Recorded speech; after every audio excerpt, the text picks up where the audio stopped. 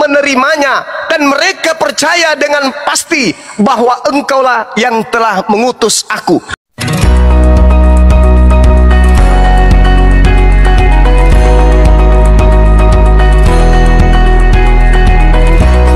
Haleluya, haleluya, shalom Bapak Ibu Saudaraku yang diberkati Tuhan. Salam jumpa kembali bersama dengan saya dalam channel ini, dan pada kesempatan ini saya menyampaikan salam sejahtera dari Tuhan Yesus Kristus dan sehat selalu menyertai Bapak Ibu Saudara-saudara sekalian.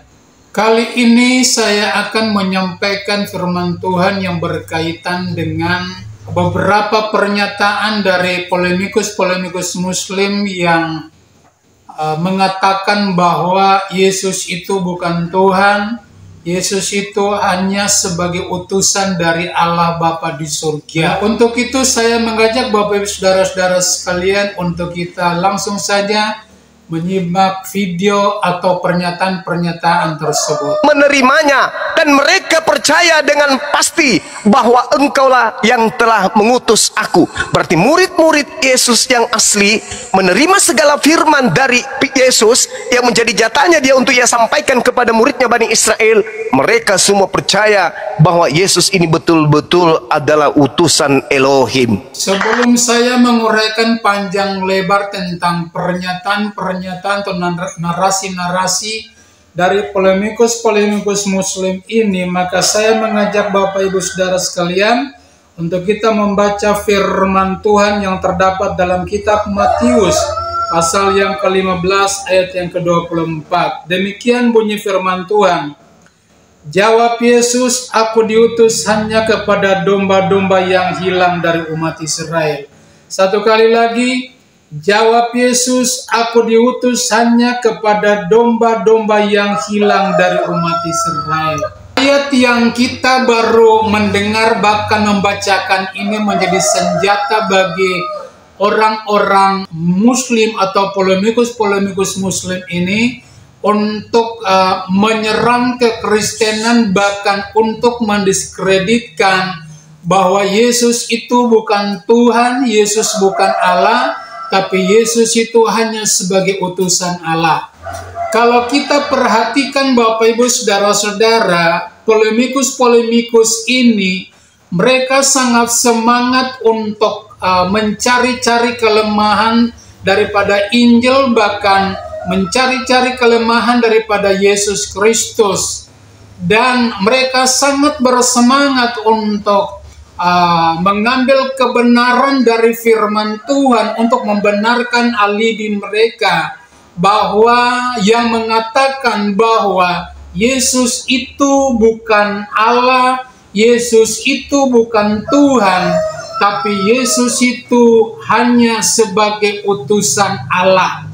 Nah, saudara-saudara, kalau kita merujuk kepada pembacaan tadi dalam Matius pasal yang ke-15 ayat yang ke-24 ini, memang sepintas kita melihat bahwa benar Yesus itu diutus hanya kepada domba-domba yang hilang daripada umat Israel. Tapi kita lihat Bapak Ibu Saudara-saudara, dalam pengutusan Yesus kepada 12 muridnya, Yesus berkata, "Pergilah kamu, jadikanlah semua bangsa muridku, dan baptislah mereka dalam nama Bapa, Anak, dan Roh Kudus." Nah, kita lihat tugas yang diberikan, amanat agung yang diamanatkan oleh Tuhan kepada 12 murid ini tidak ditujukan hanya khusus kepada bangsa Israel, tidak. Tapi justru perintah amanat agung ini ya ditujukan kepada semua bangsa di dunia ini untuk harus menjadi murid daripada Tuhan. Nah, untuk lebih jelasnya saudara-saudara, saya mengajak kita untuk kita melihat ya di dalam kitab Yohanes pasal yang ke-10 ayat yang ke-16. "Ada lagi padaku domba-domba yang lain yang bukan dari kandang ini.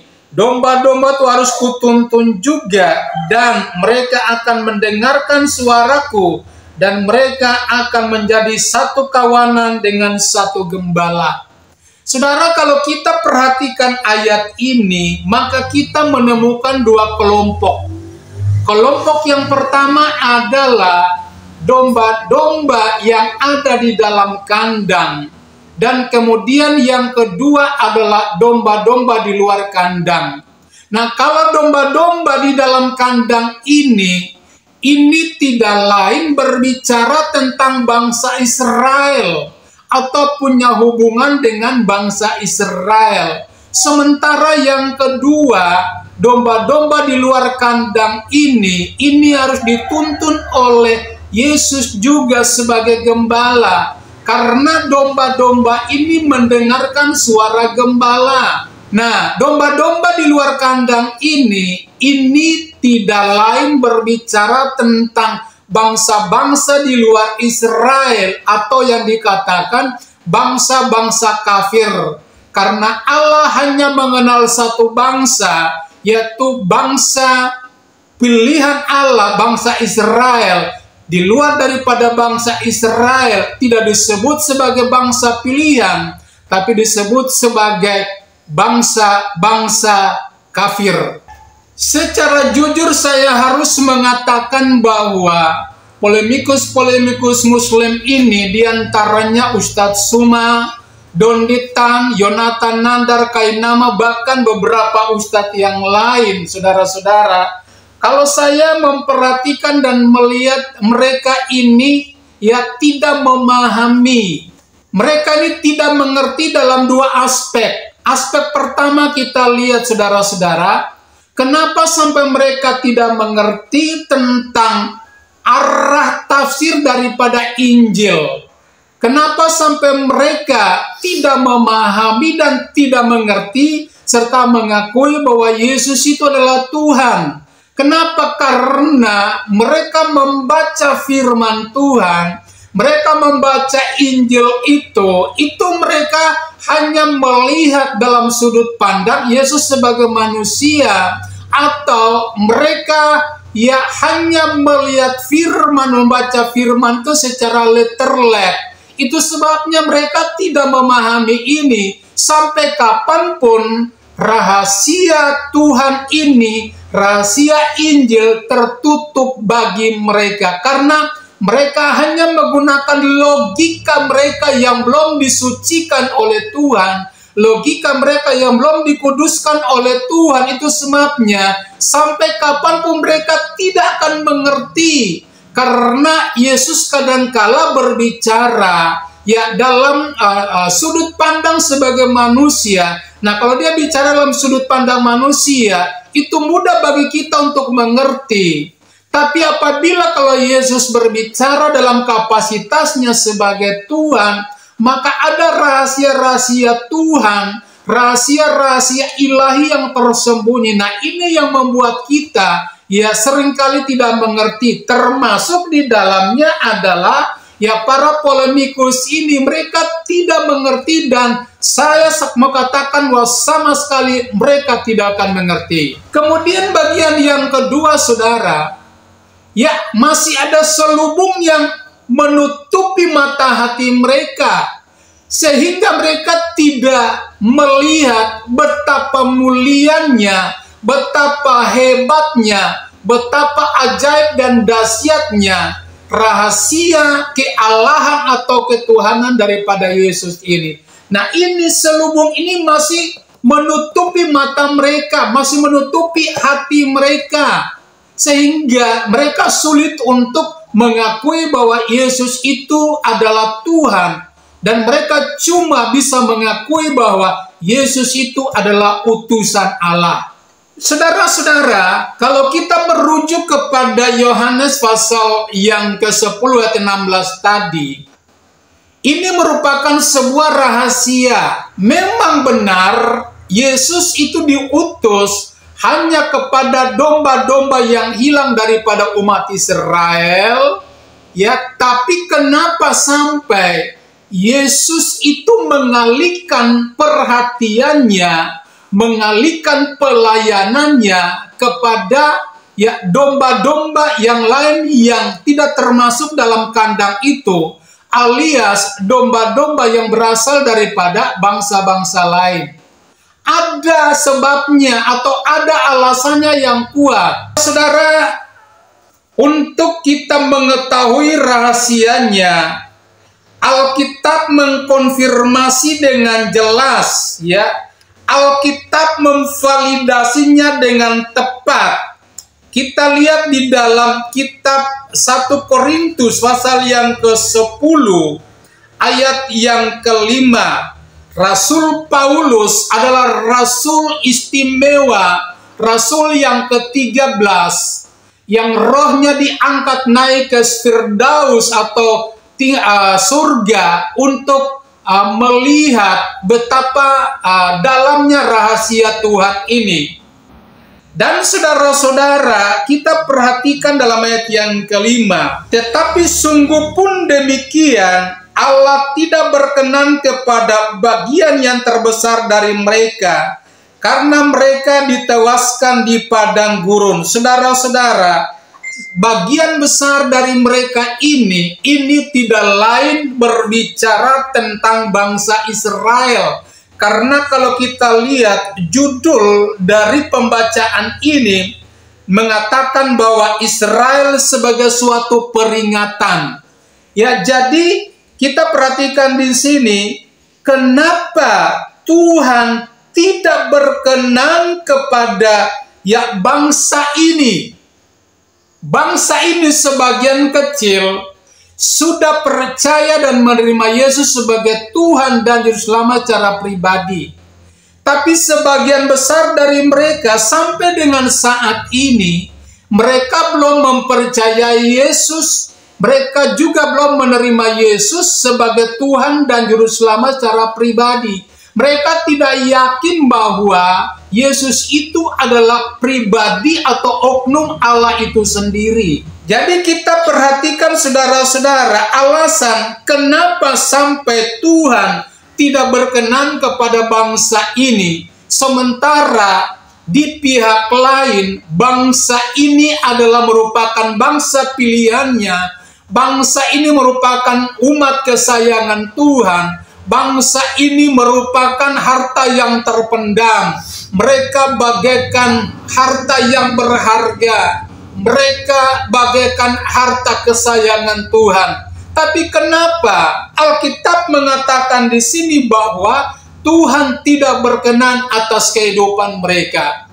Nah, kita periksa kenapa sampai atau apa yang membuat sehingga bangsa ini Tuhan tidak berkenan atas kehidupan mereka. Tentu ada alasan yang kuat, saudara-saudara. Ya, kita lihat sejenak di dalam kitab Yehezkiel pasal yang ke-16 ayat yang ke-26. Demikian bunyi firman Tuhan, engkau bersundal dengan orang Mesir tetanggamu, si aurat besar itu, sehingga persundalanmu bertambah-tambah yang menimbulkan sakit hati Tuhan. Saudara-saudara, bangsa ini adalah bangsa yang benar-benar menjadi bangsa pemberontak terhadap Tuhan. Allah sudah menunjukkan kasih sayangnya. Allah sudah menunjukkan perhatiannya. Allah sudah menunjukkan belas kasihannya kepada mereka. Namun mereka mempergunakan kesempatan yang Tuhan berikan untuk mereka terus memberontak terhadap Tuhan. Bahkan terlebih lagi, mereka bersundal secara rohani. Persundalan secara rohani ini berbicara tentang persinahan. Persinahan secara rohani ini berbicara tentang mereka menggantikan penyembahan yang benar kepada Allah, dan kemudian mereka menyembah kepada Allah-Allah lain. Allah-Allah bukan Allah Israel yang dikatakan adalah Yahweh di dalam Tuhan Yesus Kristus. Tapi mereka menyembah kepada dewa-dewa. Ini yang menimbulkan sakit hati Tuhan. Saudara-saudara, bukan saja mereka ini menyembah kepada dewa-dewa yang membangkitkan kecemburuan daripada Tuhan. Tapi satu hal lagi saudara, mereka ini bangsa yang keras kepala. Mereka ini tiap-tiap hari bersungut kepada Tuhan. Mereka bersungut kepada Musa sebagai hamba Tuhan yang memimpin mereka, membawa mereka keluar dari tanah Mesir. Mereka bersungut kepada Tuhan. Saudara-saudara, persungutan inilah yang mengakibatkan ya mereka mati, terbunuh satu hari 23.000 orang di padang gurun, saudara-saudara. Ini karena persungutan, dan persungutan ini merupakan dosa di mana mengharuskan Tuhan harus mengambil tindakan atau sikap tegas untuk mendisiplinkan bangsa ini. Saudara-saudara yang diberkati Tuhan, kemudian bukan saja mereka bersungut-sungut, tapi mereka ya makan minum yang diutamakan. Sesudah mereka makan minum lalu bangkit bermain. Saudara, pengertian bermain di sini adalah mereka melakukan persinahan di antara mereka. Mereka melakukan hubungan intim antara satu sama lain. Ini yang membuat Tuhan sakit hati terhadap mereka. Saudara, saya mau katakan Tuhan itu adalah pribadi Bapa Elohim. Dia mulia, dia luhur, dia abadi. Dia penuh kuasa, tapi dia punya hati, saudara. Kenapa? Karena Tuhan ini rindu untuk ya Tuhan tinggal dalam kehidupan bangsa ini. Tuhan rindu supaya bangsa ini juga tinggal di dalam Tuhan. Tapi mereka tidak memahami, mereka tidak mengerti. Oleh sebab itu mereka membalas kebaikan Tuhan dengan apa? Selalu dan senantiasa mencobai Tuhan di dalam perjalanan kehidupan mereka selama 40 tahun lamanya. Mereka ini bangsa yang tegar tengkuk, saudara-saudara. Nah, saudara-saudara yang diberkati Tuhan, inilah yang menjadi alasan sehingga Tuhan mengalihkan perhatiannya, mengalihkan pandangannya dari bangsa kesayangannya, dan Tuhan jatuhkan ya pandangannya kepada bangsa-bangsa di luar Israel. Dan saudara-saudaraku yang diberkati Tuhan, yang paling menyakitkan hati Tuhan adalah ketika Tuhan mengutus anaknya, ketika Allah sendiri turun ya dalam natur sebagai manusia melalui firman-Nya. Dalam Yohanes pasal 1 ayat yang ke-11, firman Tuhan mengatakan, Ia datang kepada milik kepunyaannya, tetapi orang-orang kepunyaannya itu tidak menerima Dia. Saudara, ini yang menjadi alasan yang kuat, dan ini sangat menyakitkan hati Tuhan. Tuhan mengalihkan perhatiannya kepada bangsa-bangsa lain. Di dalamnya adalah saudara dan saya. Jadi saudara-saudara, berdasarkan ayat-ayat ini kita bisa simpulkan bahwa Allah cuma tidak berkenan kepada bangsa ini, tapi bukan Allah menolak mereka. Ya, kalau Allah menolak bangsa ini berarti tidak ada kaitan, tidak ada hubungan. Tapi hanya sementara waktu. Ya, Allah tidak berkenan atas bangsa pilihannya atau bangsa Israel, bangsa Yahudi ini. Nah, oleh sebab itu, untuk menguatkan pernyataan ini, kita baca di dalam kitab Roma pasal yang ke-11 ayat yang pertama. Firman Tuhan berkata bahwa, maka aku bertanya, adakah Allah mungkin telah menolak umatnya? Sekali-kali tidak, karena aku sendiri pun orang Israel, dari keturunan Abraham, dari suku Benyamin. Jadi Paulus sendiri mengalami akan hal ini. Dia orang Israel sejati. Dia juga berasal dari keturunan Abraham. Kemudian dia berasal dari suku Benyamin, keturunan Benyamin. Dia sendiri merasakan, dia sendiri mengalami bahwa Allah tidak mungkin menolak bangsanya atau bangsa Israel. Tidak, saudara-saudara. Allah punya perhatian, tapi untuk sementara waktu perhatian Tuhan tidak tertuju kepada bangsa ini. Lalu kita melihat saudara-saudara, jawaban yang sangat menakjubkan, yaitu terdapat dalam ayat yang ke-11 dari Roma pasal 11 tadi. Maka aku bertanya, adakah mereka tersandung dan harus jatuh? Sekali-kali tidak, tetapi oleh pelanggaran mereka, keselamatan telah sampai kepada bangsa-bangsa lain, supaya membuat mereka cemburu. Ini jawaban yang sangat menakjubkan saudara-saudara. Ya, karena kedegilan hati mereka, karena pelanggaran mereka, Allah alihkan keselamatan itu kepada bangsa-bangsa lain. Tujuannya supaya membangkitkan kecemburuan daripada bangsa pilihannya, yaitu bangsa Israel. Dan sampai dengan saat ini saudara-saudara, bangsa Israel cemburu kepada bangsa-bangsa non-Israel. Kenapa? Karena keselamatan itu ya saat ini sementara Tuhan laksanakan atas bangsa-bangsa lain. Dan ketika kita melihat kenyataannya saat ini, keselamatan itu benar-benar ada di semua negara dalam dunia ini. Ayat yang ke-12, sebab jika pelanggaran mereka berarti kekayaan bagi dunia, dan kekurangan mereka kekayaan bagi bangsa-bangsa, terlebih lagi kesempurnaan mereka. Jadi saudara-saudara, kita lihat ini luar biasa sekali. Ya, kelemahan bangsa Israel, kekurangan bangsa Israel itu menjadi kekayaan bagi bangsa-bangsa lain. Ya, apatah lagi ya kesempurnaan mereka. Kalau kelemahan kekurangan saja sudah membuat kita menjadi kaya. Kaya di sini saudara, ini kaya secara rohani, yaitu firman Tuhan, pengajarannya yang kita terima dengan rahasia yang begitu dalam. Ya, rahasia dibukakan 2 kali ganda kepada kita, sementara Israel tidak menerima rahasia ini.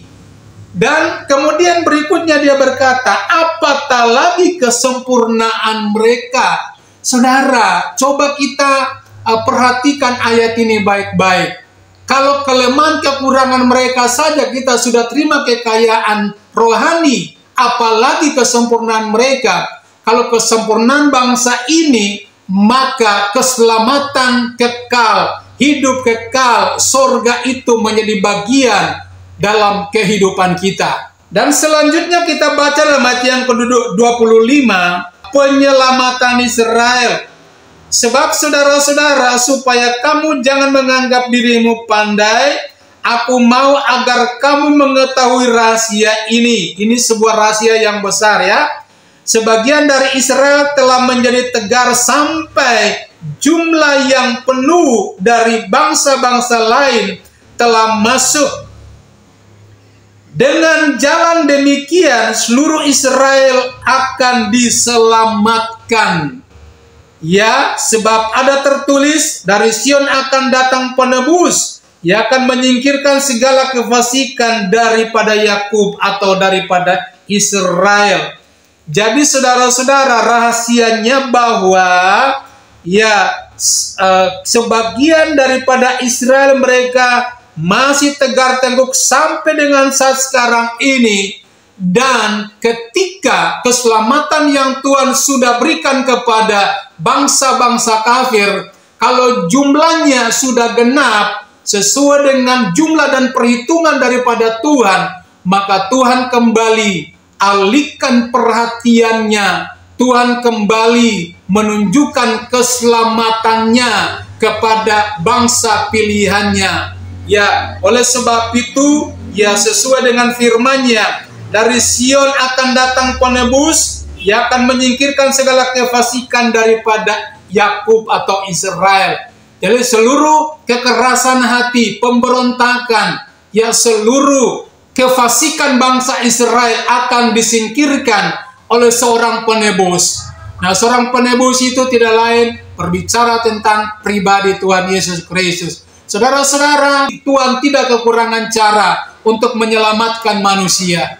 Nah, kita lihat, Yesus telah menyelesaikan pekerjaannya, dia sudah naik ke sorga. Namun satu hal, Tuhan punya program yang lain. Tuhan menyusun agenda penyelamatan yang lain kepada bangsa Israel, yaitu pada akhir zaman nanti, saudara-saudara, pada waktu masa antikristus bekerja, Tuhan tugaskan dan kirimkan dua nabi besar, yaitu Musa dan Elia dari sorga, untuk memberitakan Injil di udara kepada bangsa pilihannya, kepada bangsa Israel. Nah, ini merupakan penginjilan yang terakhir, tidak ada penginjilan lagi. Ini merupakan penginjilan yang terakhir, dan ini juga merupakan pertobatan yang terakhir bagi bangsa Israel, bahkan bagi bangsa-bangsa lain yang belum percaya dan yakin, belum mengakui Yesus sebagai Tuhan dan Juru Selamat secara pribadi. Jadi ada masanya, saudara-saudara. Nah, kita sementara menuju ke sana. Jadi dua nabi besar ini, mereka sudah dipersiapkan oleh Tuhan. Tinggal tunggu waktunya, perintah Tuhan dilaksanakan. Dan saudara mesti perhatikan dan lihat rahasianya. Ketika bangunan Bait Allah ketiga sudah dibangun, lalu oknum antikristus berdiri di bangunan Bait Allah ketiga, itu akan menunjukkan penyiksaan segera akan terjadi, dan di situ dua utusan dari surga, Musa dan Elia, akan diutus oleh Tuhan untuk turun ke dunia ini yang memberitakan Injil udara khusus untuk penyelamatan bangsa Yahudi atau bangsa Israel, bangsa pilihannya.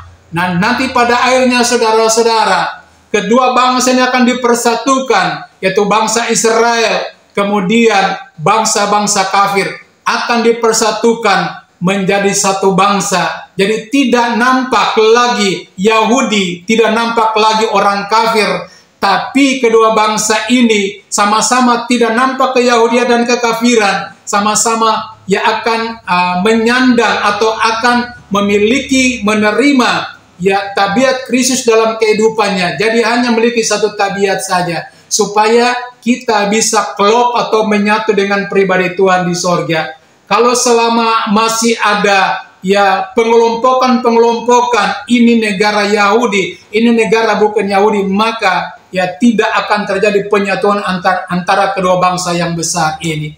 Ini adalah rencana Tuhan yang harus kita ketahui di dalam kehidupan kita, Bapak Ibu Saudara-saudara. Rencana Tuhan ini sangat dalam, namun Tuhan bukakan kepada hamba-hamba Tuhan di hari-hari terakhir ini, supaya manusia harus memahami dan mengerti. Jadi klaim bahwa Yesus itu hanya sebagai utusan, saya berani katakan bahwa klaim-klaim seperti itu